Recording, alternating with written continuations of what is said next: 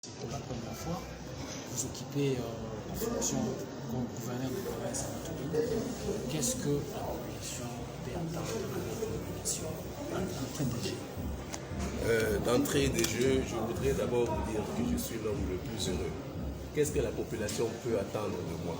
Voyez seulement comment ils se sont mobilisés ici.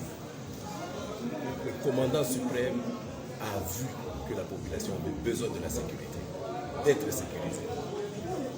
Et pour cela, il m'a désigné particulièrement pour être le gouverneur de la province de Matoury.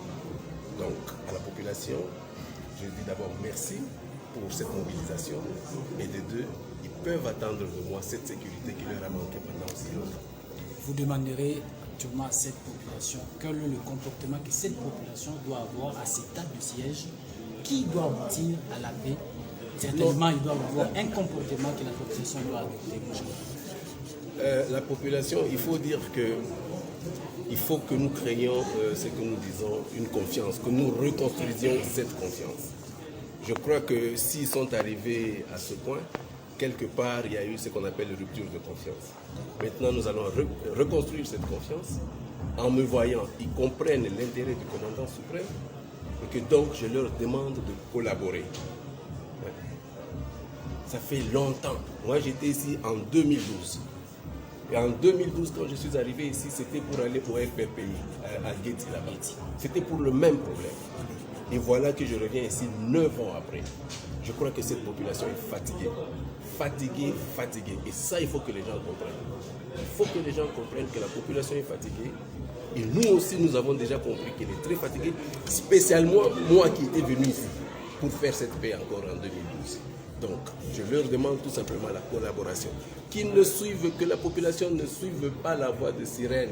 C'est-à-dire tous ces, je ne sais pas moi, ces gens qui vont leur promettre des trucs. Non.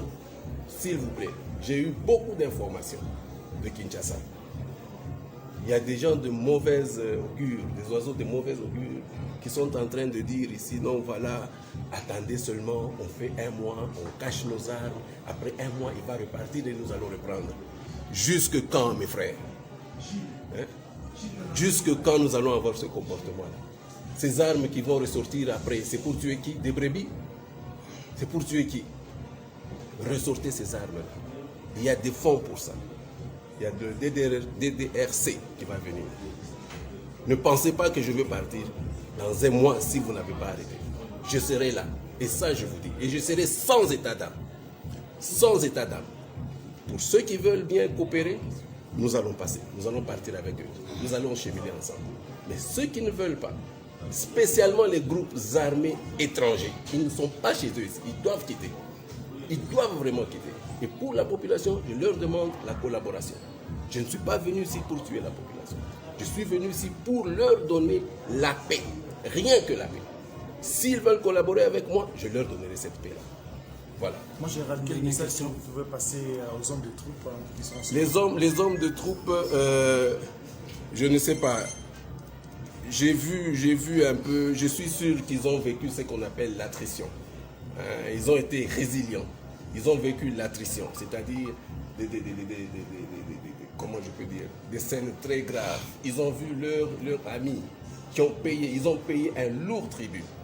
Nous sommes venus ici. Le commandant suprême m'a rassuré, a rassuré à tous les deux commandants régions, à tous les gouverneurs commandants régions.